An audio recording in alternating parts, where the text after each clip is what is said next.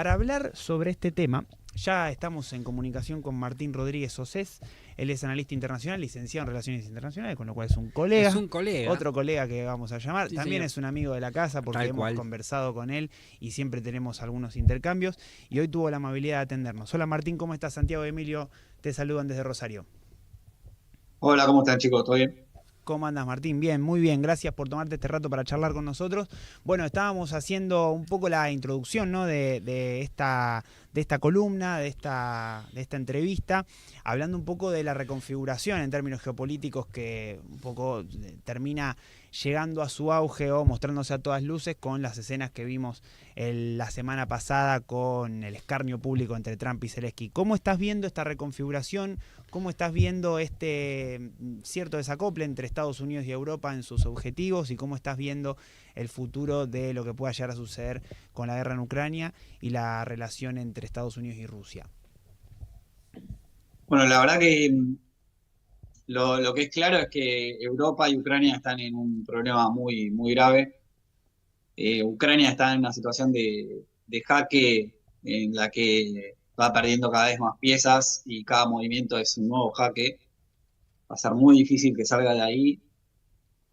Europa está prácticamente atrapada en esta reconfiguración, en tanto y en cuanto quedó presa de la voluntad de los Estados Unidos, especialmente de la administración de Trump, que es sumamente hostil respecto de su diseño de política exterior para con Europa. Europa tiene un grave problema y es que hoy se está enfrentando a un escenario donde va a tener tres protagonistas. A falta de dos, se suma Rusia ahora, y que está en su designado. Y por lo tanto, todo el diseño de política exterior del continente va a tener que manejarse a tres bandas. Esto presenta muchos problemas. Por empezar, tenemos dos liderazgos asumidos, por lo menos desde lo vocal, desde lo que se dice. Uno por parte de Francia, que es el histórico, al menos en términos continentales, que hoy está ofreciendo, de hecho, la posibilidad de extender el paraguas nuclear, porque hoy es la única potencia nuclear continental de Europa, la otra es Inglaterra, que Inglaterra tiene una posición bastante ambigua a veces, primero porque su imperativo geopolítico siempre fue evitar el ascenso de un liderazgo continental en Europa que le enfrente, y segundo porque tiene los resabios de su relación con los Estados Unidos. Entonces, nosotros vimos que el día que tuvieron el encuentro Donald Trump con J.D. Vance y Volodymyr Zelensky, todos los líderes europeos se pronunciaron, salvo el Reino Unido, que tuvo el encuentro posterior. Pero ese silencio habla mucho y habla mucho no tanto a Ucrania, sino a Alemania y a Francia. Y es que ahí va a haber un sismo en el liderazgo de Europa, dejando atrás un actor que tenía un papel muy importante, pero que ha sido minimizado por estos vaivenes de la administración Trump, que es Polonia.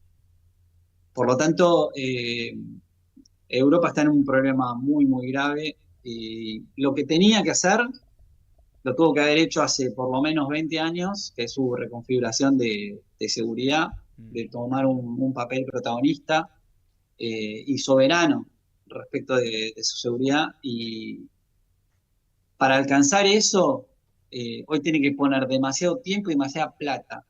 Es decir, va corriendo de atrás a una situación que ya la superó con creces.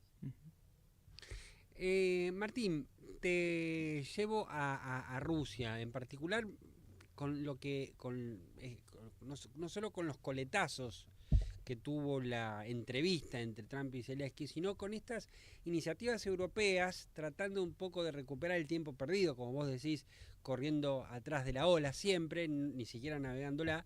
Y hay una idea de plantar nuevamente, vuelve la idea cada vez con más fuerza por parte de Francia y del Reino Unido de poner tropas de Francia y de Reino Unido en la línea de contacto allí en Ucrania, que es una línea roja planteada en su momento por Vladimir Putin. Trump, por otro lado, Trump parece haber asumido abiertamente una posición, no sé si pro-Putin, pero sí mucho más tendiente a un diálogo directo con el presidente ruso. Digo, en este punto, ¿cuáles son los incentivos de Putin para parar la guerra cuando está obteniendo básicamente todo lo que desea y no necesita, prácticamente no ha hecho ningún esfuerzo para obtener estas victorias en las últimas semanas? ¿Cuáles son los incentivos? ¿Por qué ahora, por presión de Europa, se detendría en una guerra que está ganando territorialmente y encima le está ganando en el territorio de la narrativa a partir de Trump? En verdad, incentivo no tiene ninguno, más allá de los acuerdos secretos que pueda tener con Trump, a partir de lo que va dejando entrever un poco Donald Trump con su política hacia Europa. Yo tengo una mirada bastante particular del diseño de política exterior de Trump. Creo que es un kingpin, como lo describí en su momento, es un top boy, que es básicamente es un jefe de lo que serían las firms británicas, lo que acá conocemos como barra bravas. Es decir, es una posición muy dura, muy jugada, en la que mi lectura es que él quiere recuperar también su tiempo perdido en términos hegemónicos.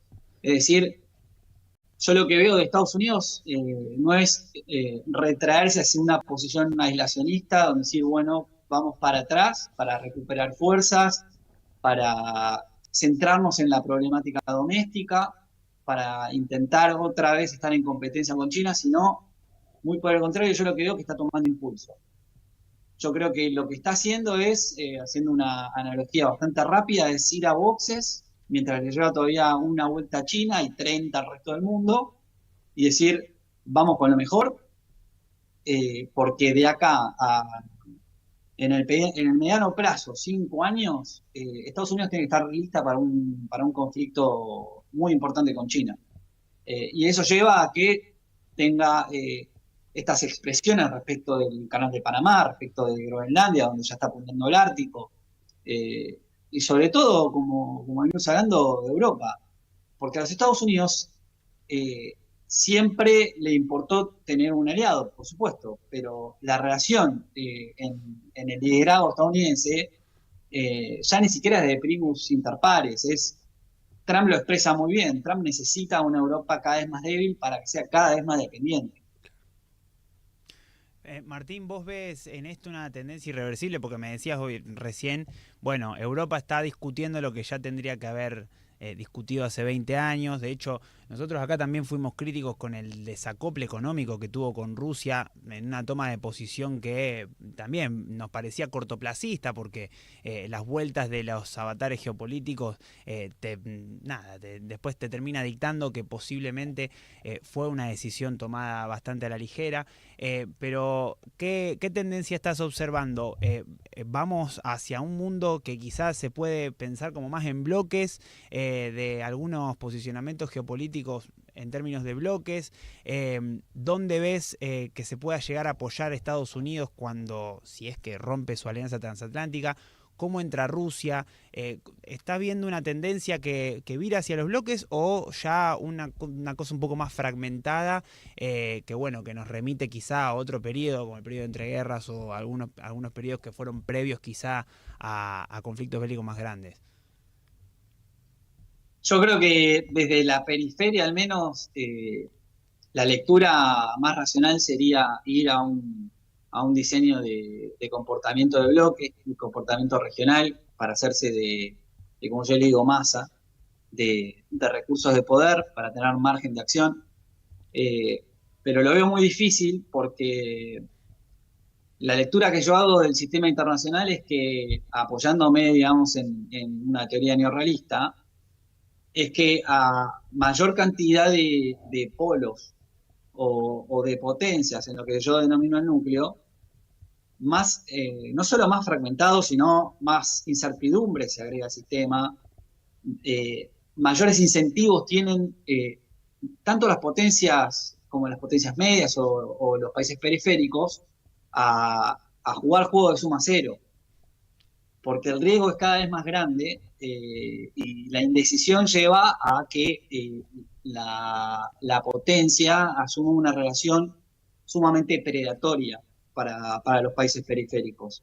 Y en un sistema como el que vamos, de tres cuerpos, de tres polos, eso es increíblemente complicado, porque si nosotros podemos pensar que los países más chicos orbitan alrededor de planetas o países más grandes, lo que tenemos es que si nosotros vemos modelos de astrofísica, perdón que si me voy a analogías tan complicadas, pero No, dale que adelante. sirven.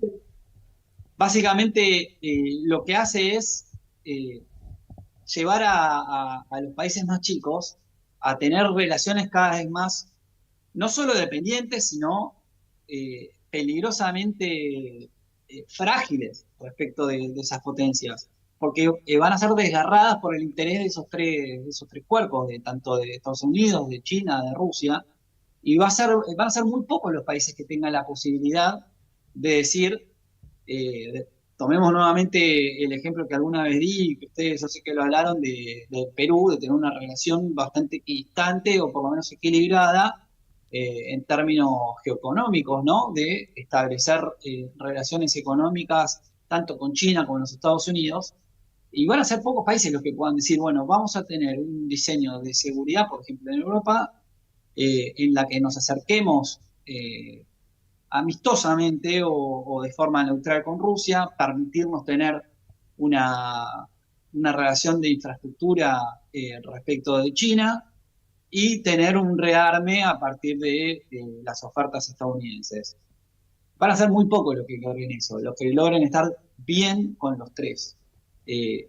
Ya sea por la distancia geográfica que tienen, como por los acercamientos políticos, ideológicos que hay. Hoy Europa, aparte de todos los problemas que venimos hablando, se encuentra sumamente fragmentado porque tiene en disputa su identidad, nuevamente. Recordemos que Europa nace con llamémosle una marca identitaria a partir del cristianismo. Eso viene suplido en el siglo XX por la emergencia de los valores occidentales, liberales, conducido por los Estados Unidos principalmente. Y hoy están en disputa esas dos. Hoy está en disputa el retorno a valores conservadores y a identificarse como cristiana a partir de líderes como Orbán, o Fico, o Vučić, y hasta Meloni.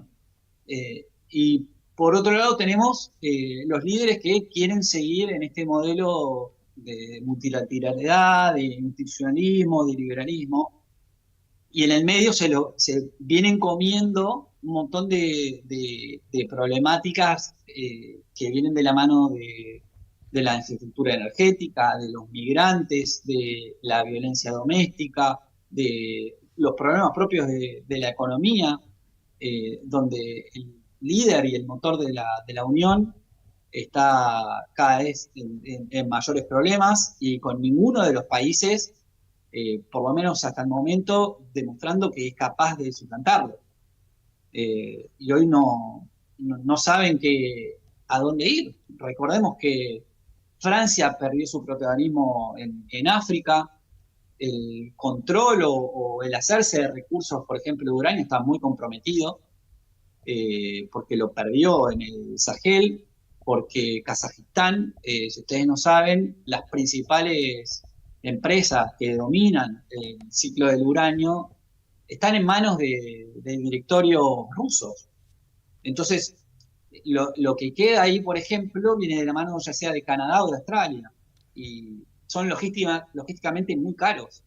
Entonces, todos los caminos que pueden elegir son un problema. Son un problema por cambio climático si van al carbón, son un problema económico si recaen en una dependencia muy grande respecto de los Estados Unidos, o tienen que retrotraerse respecto de Rusia y decir, bueno, vamos a blanquear esta relación, que no la cortaron, y vamos a nuevamente a incorporar ese petróleo y ese gas ruso. Ujú. En definitiva, están en una situación sumamente complicada. Martín, nos has dejado varias líneas en términos ya geopolíticos y de política global para analizar. Me quedo pensando, y lo charlaremos en otro momento, el papel de América Latina, ¿no? Con la fragmentación que estamos viviendo en nuestro continente y también cómo este escenario también nos deja poco espacio de maniobra a los países periféricos, pero seguramente volveremos a charlar sobre este tema porque las novedades vienen sucediendo rápidamente. Martín, muchas gracias por tomarte este ratito para charlar nuevamente con Café Internacional. No, a mí gracias a ustedes, siempre un gusto.